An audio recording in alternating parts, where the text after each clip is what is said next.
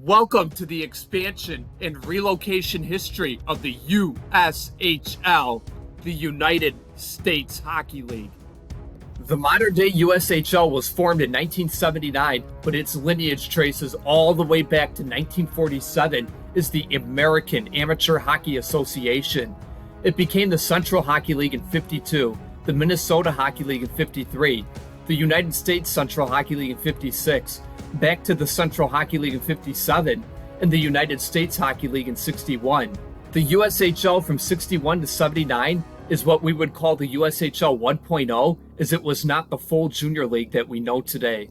Rather, the modern-day full junior league USHL that we know today was formed in 1979, and the process for that began in 1977 via a merger of the USHL 1.0, which was a U.S. division of minor pro teams, and the Midwest Junior Hockey League, which was a Midwest division of junior teams. The USHL 1.0 was a minor pro league from 61 to 77, and a split minor pro junior league from 77 to 79 before becoming a full junior league in 79. The original 7 franchises in 79 would be the Sioux City Musketeers, Waterloo Blackhawks, Austin Mavericks, Bloomington Junior Stars, St. Paul Vulcans, Hennepin Nordiques, and Green Bay Bobcats. Those original 7 would make up the inaugural season of the modern-day USHL in 79-80. Following the first season, the Waterloo Blackhawks would relocate to Dubuque to become the Dubuque Fighting Saints. The Fighting Saints would move into Dubuque's new Five Flags Center. But Waterloo would get a team back very quickly as the Hennepin Nordiques would relocate. Hennepin won the USHL in their only year in the modern USHL before relocating from New Hope, Minnesota to Waterloo to become a new iteration of the Waterloo Blackhawks. Hennepin was purchased by Northeast Iowa Hockey. The Des Moines Buccaneers would be added in 1980 as an expansion franchise, becoming the 8th franchise of the USHL. To recap the changes in 1980, the original Waterloo Blackhawks would relocate to Dubuque to become the Dubuque Fighting Saints. The Hennepin Nordiques would relocate to Waterloo to become a new version of the Waterloo Blackhawks, and the Des Moines Buccaneers would be added as an expansion franchise. They would make up the 8-team USHL in 80-81 with 4 franchises in Iowa, 3 in Minnesota, and 1 in Wisconsin. The Sioux City Musketeers would nearly fold in 1981. Sioux City was granted a leave of absence for the 81-82 season. New owners came forth, and the club was reinstated before it was ever out. The Austin Mavericks would nearly fold in 81 as well. The Austin Mavericks were granted a leave of absence for the 81-82 season if new ownership was not found by June 27, but Austin got their stuff together and was reinstated. However, the Green Bay Bobcats were not as lucky, as they would fold. Attendance declined from 3,600 in 71-72 to 980 in 1980-81. Management of the Tri-City Ice Arena in Neenah, Wisconsin, 40 minutes away, approached Green Bay about buying the team, but no offer was made. One of the owners was quoted, "For years, the fans had player identification as players came here and stayed 5 or 10 years. With the juniors, the player is here 1 or 2 years and gone." In the first years of the Bobcats, there were only 6 NHL teams, and top quality players were available. But as the NHL grew, they absorbed the type of player that would have played in Green Bay. There was no alternative but to go junior, but the people just didn't come and give junior hockey a chance. That would bring the USHL down to 7 in 81-82 and 82-83, with Green Bay folding, and Austin and Sioux City barely hanging on after nearly folding. In 1983, the North Iowa Huskies of Mason City, Iowa would become the 8th franchise of the USHL. The 8-team USHL in 83-84 would have 5 in Iowa and 3 in Minnesota, after adding the North Iowa Huskies. The Sioux City Musketeers nearly folded in 1984. The Sioux City Musketeers informed people they would fold, but changed their mind 4 days later. The coach bought out half interest in the team from one of the owners. Despite being second in attendance, the team lost $37,000. They were paying the highest rent in the league at $1,350 per game. By comparison, the next highest rent was Dubuque at $750 per game, while St. Paul and Bloomington paid only $125 per game. Meanwhile, the Bloomington Junior Stars would become the Minneapolis Stars in 1984. The Minnesota North Stars were helping in the development of players. The Thunder Bay Flyers would join in 1984. Thunder Bay was sponsored by Austin Airlines, who would fly both the team and opponents. Other teams' travel expenditures to Thunder Bay would be paid for, and Thunder Bay agreed to be limited to only Canadian players. The Madison Capitals would also join the league in '84. They would play at Hart-Meyer Ice Arena, built in 1960. Franchises were also being sought in Green Bay, Rockford, and the Chicago area. The USHL would be up to 10 in '84-'85 with the additions of Thunder Bay and Madison. The North Iowa Huskies were on thin ice in '85. There were questions as to whether North Iowa would meet the April 15 deadline to continue as a franchise. The USHL did not demand its franchises to prove their solvency, but North Iowa had a self-imposed figure of $10,000 to generate to use for operating expenses. The Waterloo Blackhawks were also on thin ice. Waterloo lost $60,000, but the franchise survived. The Sioux City Musketeers were on thin ice as well. The team was granted extensions on the April 1 deadline and the April 15 deadline. The team struck a deal with the Municipal Auditorium to lower rent from $1,550 a game to $750 a game if the owner could generate $200,000 in additional revenue through non-hockey events. The Dubuque Fighting Saints nearly folded. They actually announced plans to suspend operations, but funds were raised in a public campaign to purchase the team and keep it in Dubuque. The Austin Mavericks would relocate. Austin supposedly had been playing in front of 200 to 300 actual butts and seats per night. The Austin Mavericks were sold to a group in Rochester 30 minutes away to become the Rochester Mustangs. The Rochester Recreation Center with 3,000 seats would host the Mustangs. The Minneapolis Junior Stars would fold in '85. They were granted inactive status and hoped to rejoin but never did. The USHL was down to 9 in '85-'86 with a relocated franchise now in Rochester. The Omaha Lancers would be added as an expansion franchise in '86. Omaha went 0-48 in its inaugural season, but they had a 241-game sellout streak from 1990 to 1998. Omaha would bring the USHL back up to 10 in '86-'87, becoming the first franchise in Nebraska. And the USHL would enjoy that stability of the same 10 franchises for 5 years. In '91, the Madison Capitals would become the Wisconsin Capitals. There was an attempt to make the Capitals more of a state team. The Capitals had lost $250,000 during their existence. The team was rumored to move to St. Paul, despite the Vulcans, but elected to stay in Madison. The USHL would extend that period of stability to 8 years, with no franchises being added, folding, or relocating. When in '94, the Green Bay Gamblers would be added to the league. The Gamblers would play in the 5,000-seat Brown County Arena initially and hire Don Granato as head coach general manager. The modern logo pays homage to the Green Bay Bobcats, who folded in '81.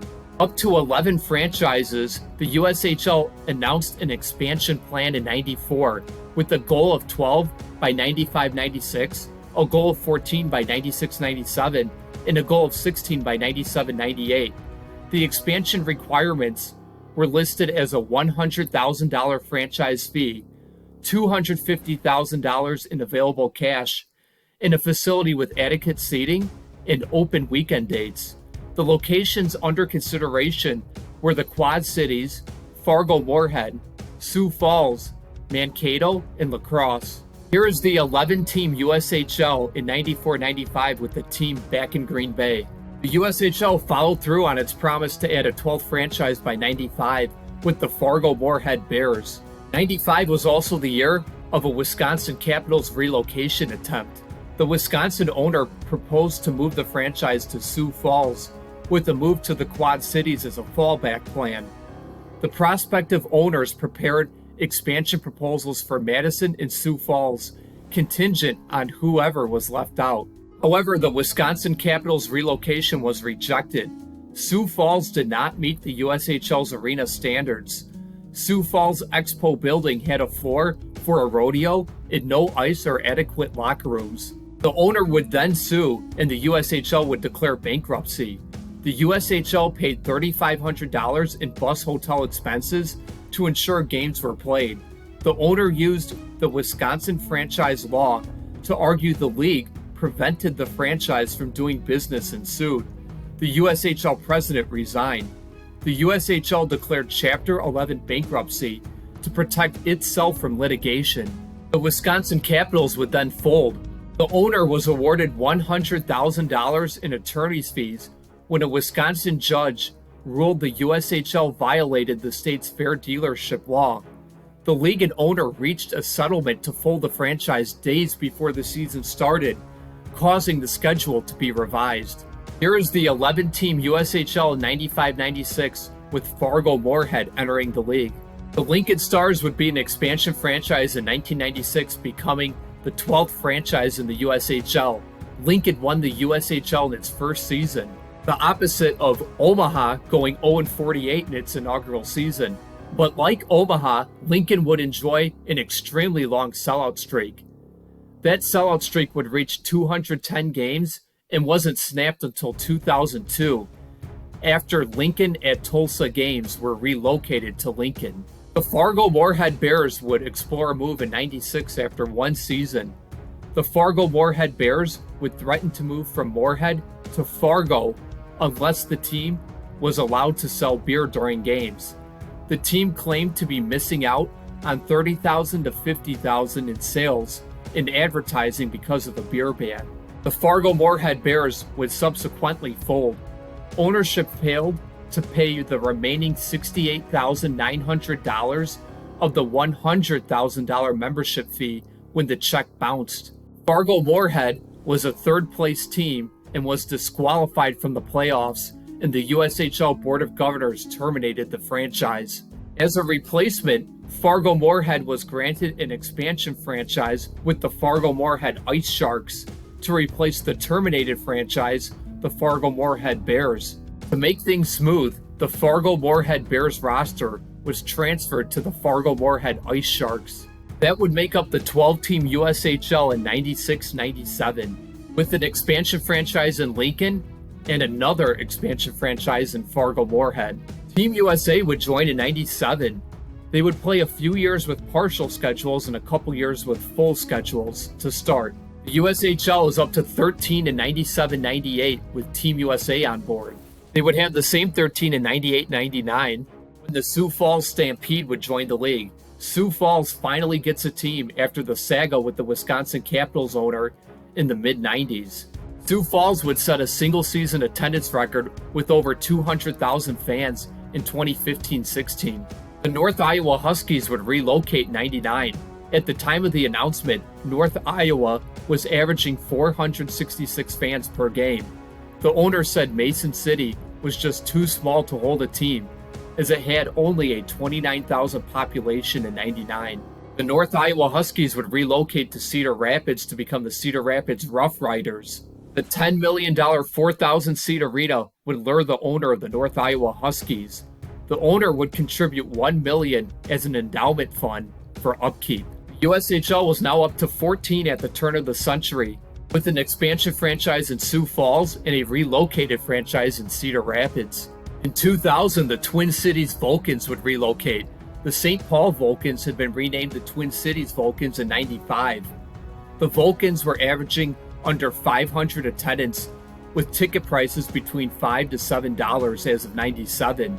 With the Vulcans relocating, that left the Sioux City Musketeers as the only original franchise remaining in its original location. The Vulcans would relocate to Kearney, Nebraska to become the Tri-City Storm. Kearney was already granted an expansion franchise, but instead purchased an existing one. The Tri-City Storm already sold 3,000 season tickets when they were expecting an expansion franchise before they even purchased the Vulcans. Those 3,000 season tickets were actually sold more than a year from the expected first game. The Thunder Bay Flyers would fold in 2000. Thunder Bay would cite rising costs, 1,000 attendance, and a struggling Canadian dollar that forced the Thunder Bay owners to sell to an Aurora, Illinois group. Aurora was to start in 01-02 in a new 5,000-seat arena, but those Aurora arena plans fell through, and the charter was later sold and eventually became the Ohio Junior Blue Jackets. The Fargo-Moorhead Ice Sharks would relocate in 2000. The franchise was sold for a reported $400,000. The Fargo-Moorhead Ice Sharks would relocate to the Chicago area to become the Chicago Steel. The Steel would move into the Edge in Bensenville. Here is the 13-team configuration of the USHL 2000-2001, with the Chicago Steel and Tri-City Storm joining the league. The Topeka Scarecrows would join the USHL 2001. The Scarecrows had been a Central Hockey League franchise from 98 to 01. The franchise was terminated by the CHL mid-season, but the Scarecrows finished out the season after a judge overruled the CHL. And after the season, Topeka got out of Dodge and joined the USHL. The Dubuque Fighting Saints would relocate in 2001. Dubuque was averaging 747 attendance at the time of the announcement. The Fighting Saints were Tulsa-bound as they would become the Tulsa Crude. The name, colors, and logo would reflect Tulsa's heritage in the oil industry. The USHL was up to 14 in 2001-2002, with the Topeka Scarecrows and Tulsa Crude joining the league. The Tulsa Crude would fold after one season in 2002. The ownership fired the co-owner general manager, and the co-owner general manager sued the team. Announced attendance was heavily inflated. One article said paid attendance was 418 one night, while actual attendance was 125. Regardless, 1,500 attendance was needed to break even. Ownership was behind $50,000 on payments, and the USHL terminated the Tulsa Crude's membership, seized control of the organization, and froze the roster. The Rochester Mustangs would fold in 2002. The USHL was pursuing Tier 1 classification, and Rochester did not participate in the USHL's Tier 1 application process as they did not meet certain criteria as mandated by USA Hockey. This would mean no USHL teams were left in Minnesota after the USHL started off with 4 of 7 franchises in Minnesota in '79. Rochester averaged under 500 attendance during the season, which did not meet the criterion for 2,000 average attendance. The charter was sold and eventually became the Muskegon Lumberjacks. Team USA would exit the league in 2002. They played a full-time schedule in 98-99 and 99-2000, and a part-time schedule in 97-98, 2000-2001, and 2001-2002. The USHL was down to 11 in 02-03. The Topeka Scarecrows would relocate in 2003. The Scarecrows were averaging a league-low 1,732 attendance average, despite attendance being rumored to be heavily inflated. The owner lost $400,000, and the Scarecrows were purchased by a St. Louis-based group. Topeka would relocate to St. Louis to become the St. Louis Heartland Eagles. They would play in Chesterfield, Missouri initially with the intention to help build a new arena. The Danville Wings would join the league in 2003. Danville was previously a Nahil franchise. The cost of a new USHL franchise was reportedly $750,000. It was unknown if Danville paid that amount. The USHL was up to 12 in 03-04 with St. Louis and Danville. The St. Louis Heartland Eagles would be out after one season in 2004. Plans fell through to build a new arena with Lindenwood, who was exploring D1 hockey back then and is now Division I today. The Heartland Eagles suspended operations for 1 year to buy time before folding in 2005. The Danville Wings would approach Champaign in 2004. The franchise was seeking to build a 4,000-seat arena directly south of Assembly Hall to open in 2005, but the arena deal couldn't be finalized. The estimated construction cost would have been $14 million. The Danville Wings would relocate in 2004. Danville averaged 964 attendance and lost $500,000. Danville would relocate to Indiana, becoming the Indiana Ice. The area previously had a CHL franchise. The USHL was down to 11 in 04-05 and 05-06, with the Indiana Ice coming on board. The Ohio Junior Blue Jackets were added in 2006. The USHL Media Guide listed the Ohio Junior Blue Jackets as the successor to the Thunder Bay Flyers, who folded in 2000. The Ohio Junior Blue Jackets played at Nationwide Arena, as the Blue Jackets president, GM's son, played on the team. The USHL was up to 12 in 06-07 and 07-08 with the Ohio Junior Blue Jackets. The Ohio Junior Blue Jackets would fold after 2 seasons in 2008. The Blue Jackets president, GM, whose son was on the Junior Blue Jackets, was actually fired in 2007. A location other than Nationwide Arena could not be found, and the team folded. Fargo Force would join in 2008. Fargo was granted an expansion franchise in 2007. The Fargo Force was chosen over the Fargo Fire and Fargo Phantoms. 12 players were transferred from the Ohio Junior Blue Jackets. There was no expansion draft, and Fargo gave up their first, second, and third round picks of the USHL entry draft. Here's the 12-team configuration of the USHL in 08-09, with the Fargo Force joining. Team USA would return in 2009. They would play a full-time schedule. Their previous stint had some years with full-time schedules and some years with part-time schedules. The Youngstown Phantoms would be added as an expansion franchise in 2009. The owner also owned Phantom Fireworks. The USHL was up to 14 in 2009-2010, with Team USA rejoining and the Youngstown Phantoms joining the league. The Dubuque Fighting Saints would be an expansion franchise in 2010. The Fighting Saints would return to Dubuque after a 9-year absence. Dubuque was opening the brand new 3,200-seat Mystique Ice Center. The Muskegon Lumberjacks would join in 2010. Muskegon would reactivate the dormant Rochester Mustangs charter, who folded in 2002. The new owner explored Champaign, Bloomington, Louisville, La Crosse, and Battle Creek over the years before settling on Muskegon. The USHL was up to 16 in 10-11, 11-12, 12-13, and 13-14 after the 15th and 16th franchises arrived from Dubuque and Muskegon. The Madison Capitals would be added as an expansion franchise in 2014. The USHL would return to Madison for the first time since the out-of-town rogue owner saga in '95. The Bloomington Thunder would also join as an expansion franchise in 2014. They would play at the 6,000-seat US Cellular Coliseum. They were intended to be the USHL's 18th team, but the Indiana Ice were out in 2014. Indiana was granted in dormancy status by the USHL to buy time to solve the arena issue. Indiana had a planned home, but the project fell through. The USHL was at 17 in 14-15, 15-16, and 16-17, thanks to new franchises in Madison and Bloomington. The Bloomington Thunder would be rebranded as the Central Illinois Flying Aces in 2017. The Flying Aces were chosen to embody the speed and skill of the USHL.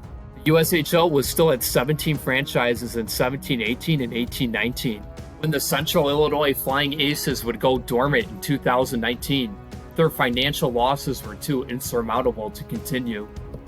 That would leave the USHL with the same 16 franchises through 2025.